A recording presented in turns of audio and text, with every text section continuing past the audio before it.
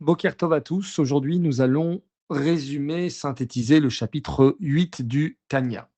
Ce chapitre, il approfondit une idée essentielle. Tout ce que nous faisons laisse une empreinte sur notre corps et sur notre âme. Donc, même quand quelque chose est permis, l'intention avec laquelle on va l'utiliser détermine si ça nous élève vers Hachem ou si ça nous éloigne d'Hachem. Comme on avait expliqué dans le chapitre précédent, c'est pas parce que c'est permis que c'est bien, puisque le permis provient de la Klipat Noga. Si c'est utilisé pour le bien pour Hachem, alors oui, ça s'élève en Gdusha. Si c'est utilisé pour notre plaisir personnel, alors ça descend temporairement du côté de la Touma, de l'impureté. Alors, il faut comprendre que le désir de l'interdit n'est pas naturel chez un juif. Ça n'appartient pas à notre essence de notre âme juive. Comment il apparaît? Quand on s'habitue à rechercher des plaisirs permis, mais uniquement pour satisfaire nos envies, nos besoins, nos pulsions. On va manger, on va boire, on va dormir, on va se détendre. C'est pas forcément bien. Si ça n'a pas été utilisé pour Hachem, les Shem Shamaïm, avec une intention propre, alors ce n'est pas bien. Concrètement, dans ce chapitre, on va évoquer un petit peu un sujet délicat qui est les souffrances. On a plusieurs termes comme ça qui vont venir, le kafakela, le chibut hakever, le geinom. On va essayer d'expliquer un petit peu ces notions et avant tout introduire par le fait que l'idée de la punition n'existe pas dans la Torah. On parle plutôt de conséquences de nos actes. Donc plus on va faire de bonnes actions, plus on va attirer sur nous de belles récompenses, et plus on va faire des actions qui ne sont pas bonnes, et plus on va attirer sur nous des choses qui ne sont pas bonnes.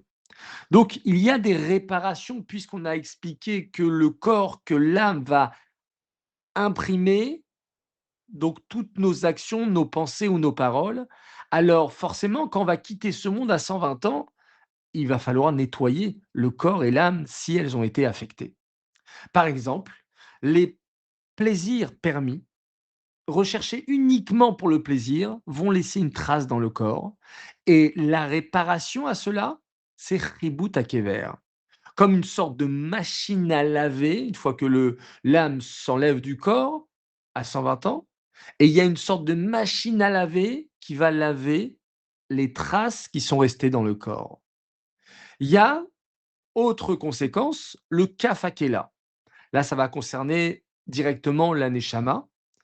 Toutes les paroles qui ont été dites de manière inutile, des dvarim betelim, des paroles pourtant permises, mais des futilités, des choses qui n'ont pas de sens, des choses qui ne servent pas, et surtout pas à l'Akdoucha, et surtout pas pour Hachem, alors la Neshama va devoir subir, entre guillemets, les conséquences de ces paroles inutiles. Ça s'appelle Kafakela. Kafakela, c'est l'âme qui va être balancée d'un endroit du monde à un autre endroit. On explique cela que c'est comme si que l'âme, on va lui montrer les délices du Gan Eden, les délices de la Torah, des mitzvot, des choses extraordinaires, une lumière splendide, et ensuite on va la ramener dans des endroits de futilité, où justement elle est entourée de paroles futiles, de paroles aucun rapport. Et donc l'âme, elle va avoir quelque part, ça va lui faire mal, puisqu'elle va se dire, mais pourquoi j'ai utilisé tout ce temps-là pas dans le sens de dans la Gdusha. Donc on appelle ça donc le kafakela. Par contre, les choses que vraiment c'est interdit, donc les paroles interdites, le lachon hara, les moqueries, le mensonge, tout ce qui est vraiment mal, alors là, il y a une réparation encore plus forte qui s'appelle le Gehinnom.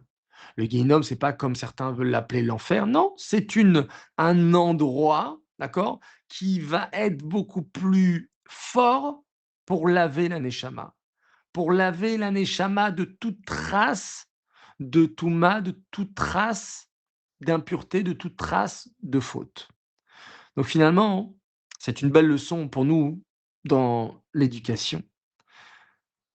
Quand un enfant, il se comporte mal, on ne doit pas le punir pour se venger, ni l'humilier, ni compenser notre propre colère.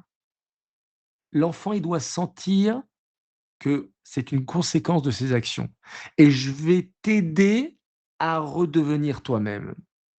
Donc c'est un chapitre très, très intéressant, ça vaut le coup de l'étudier dans le texte puisque là, on le résume à un niveau premier, mais c'est déjà important qu'on a toutes ces notions-là. Que ça puisse nous permettre de grandir dans la Avodat Hashem, de se renforcer dans Torah et Mitzvot et de faire attention à nos pensées, nos paroles et nos actes, puisqu'on sait qu'il y aura une conséquence, alors que ça soit que des conséquences positives. Voilà, de belles nouvelles.